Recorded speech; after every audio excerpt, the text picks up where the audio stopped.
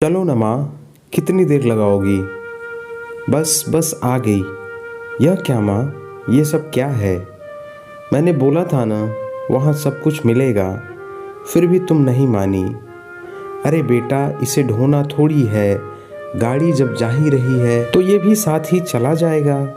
तुम भी ना माँ, तुमसे कुछ भी कहने का कोई फ़ायदा नहीं। माँ के हाथों से खाने का डब्बा अपने हाथों में लेते समय माँ के हाथों का स्पर्श सुभाष को कुछ ठीक नहीं लगा। वह माँ से कहता है, अरे माँ, जाकर हाथ धो लो, तुम्हारे हाथों में शायद कुछ लगा है। माँ ने कहा, नहीं नहीं बेटा, ये तो ऐसे ही है।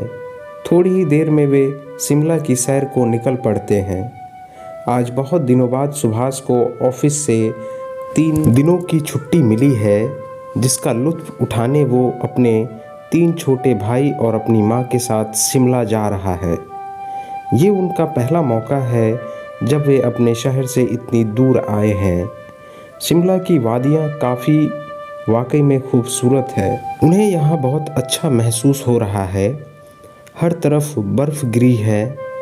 वैसे अपना शहर भी काफ़ी खूबसूरत है, मगर शिमला की तो बात ही कुछ निराली है।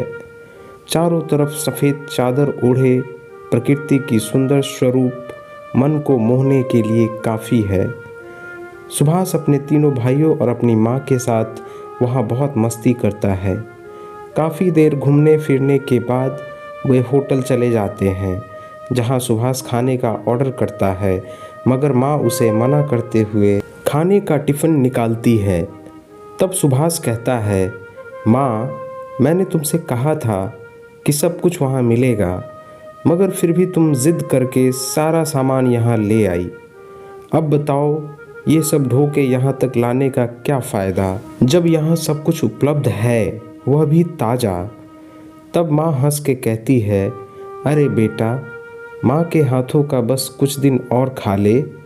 मेरी उम्र दिन ब दिन ढलती जा रही है। न जाने कब ऊपर वाला मुझे बुला ले। जब तेरी बीवी आएगी तब उसके साथ मन करे तो घर का बना खाना, चाहे होटल का खाना। माँ, हम यहाँ छुट्टियों का आनंद लेने आए हैं और तुम यहाँ ये सब बेकार की बातें लेकर बैठ गई। क्या ये सब बातें यहाँ करना ज़रूरी है? अरे नहीं नहीं, बस यूं ही मुंह से निकल गया। सुभाष को मिले छुट्टियों के 3 दिन बहुत जल्द ही ख़त्म हो जाते हैं और अब समय है वापस लौटने का। सुभाष अपने भाइयों को वापस चलने के लिए जगा रहा है। चलो चलो, होटल खाली करने का समय हो गया। घर नहीं चलना है क्या? अभी तक घोड़े बेचकर सो रहे हो। सुभाष के जगाने पर सबकी नींद टूट जाती है और होटल से घर जाने की तैयारी शुरू हो जाती है। परंतु तभी पता चलता है कि रात को बर्फबारी काफ़ी हुई है, जिसके कारण यहाँ से जाने के सारे रास्ते बंद हो गए हैं। अब तो बर्फ़ छटने के बाद ही यहाँ से जाना संभव हो सकेगा। इस खबर को सुनकर सुभाष झल्ला जाता है, क्योंकि उसे तो बस 3 दिन की छुट्टी मिली थी। अब अगर उसने एक दिन भी ऑफिस पहुँचने में देर की तो उसके पैसे कटने शुरू हो जाएंगे। माँ उसे समझाती है, बेटा, यह सब हमारे हाथ में नहीं है। यह सब तो प्रकृति की माया है। इसमें नाराज़ होने से कोई फ़ायदा नहीं। थोड़ा इंतज़ार कर लो, सब ठीक हो जाएगा।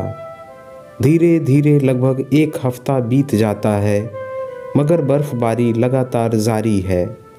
इस बर्फ़बारी के बीच चल रही ठंडी ठंडी हवाएं, जो कभी सुभाष को गुदगुदा रही थी, अब मानो वो उसे चिढ़ा रही हो। वह यहाँ से निकलने के लिए बेचैन है, परंतु चाह कर भी वह कुछ नहीं कर पा रहा है।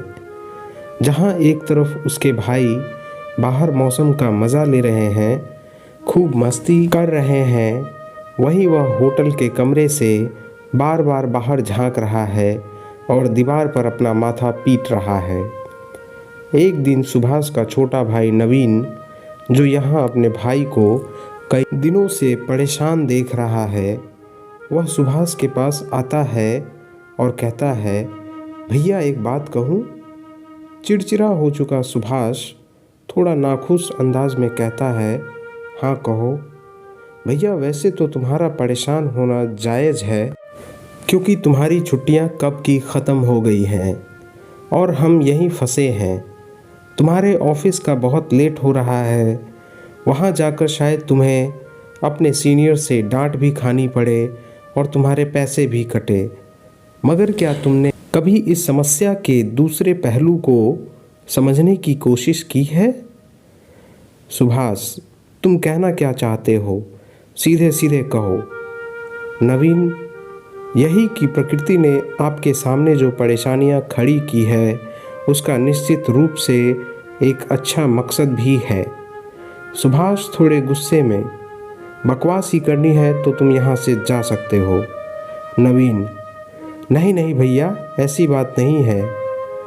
सुभाष, तो कैसी बात है? नवीन ने बोला, क्या तुमने कभी माँ के हाथों को देखा, उन्हें स्पर्श किया है? रात दिन हमारे लिए काम करते करते उसके हाथ बिल्कुल कठोर और खुरदुरे हो गए थे। उसने कभी एक पल की फुर्सत नहीं मिली, परंतु यहाँ होटल में लगभग 10 दिनों से रहते हुए उसे एक प्लेट भी धोना नहीं पड़ा। सब कुछ होटल में ही मिल जाया करता है। उसे यहाँ खाना बनाने की, बर्तन मांजने की ज़रूरत ही नहीं। यहाँ सब कुछ होटल से ही उपलब्ध है। इन 10 दिनों में माँ के हाथों को बहुत आराम मिला है। अब वे पहले की तरह सख्त और खुरदरे नहीं, बल्कि मुलायम हो गए हैं। तुम्हारी ये एक्स्ट्रा छुट्टियाँ चाहे जितनी परेशानियाँ खड़ी करे, परंतु जाने अनजाने में तुमने माँ को जो सुख दिया है उसे माँ के हाथों को स्पर्श करके तुम खुद जान सकते हो। अपने छोटे भाई से ये सारी बातें सुनते ही सुभाष एक मूर्ति बन चुका था। वाकई नवीन की बातों ने शायद उसके मन की गहराई को छू लिया था। दोस्तों, माँ से बड़ा दुनिया में कोई नहीं, क्योंकि वो अपना सब कुछ लुटाकर भी स्वयं के लिए कुछ भी नहीं चाहती। न धन, न दौलत, न तारीफ और न ही अपनी उपासना। यद्यपि माँ को पृथ्वी पर लाने वाला ईश्वर ही है, परंतु वह स्वयं भी माँ से श्रेष्ठ नहीं हो सकता। क्या आपने कभी अपने माँ के हाथों को स्पर्श किया? क्या आप कभी उनके पास बैठे? क्या आपने उसे कभी सुनना चाहा? क्या कभी उसकी तकलीफ़ों को जानने की कोशिश की? यदि नहीं, तो इसकी शुरुआत आज से ही करें। अपना मोबाइल अभी बंद करें और जाके माँ के पास बैठे, क्योंकि क्या पता कल ज़िंदगी ये मौका आपको दे या ना दे। क्या पता कल हो ना हो। अपनी भाग दौड़ भरी ज़िंदगी में अपनों की अहमियत को ना भूलें। आपको आज की ये हमारी कहानी कैसी लगी, कमेंट करके ज़रूर बताएं। साथ ही अगर चैनल पर नए हैं तो चैनल को सब्सक्राइब ज़रूर कर लें, क्योंकि मैं ऐसी ही वीडियो लाता रहता हूँ। धन्यवाद।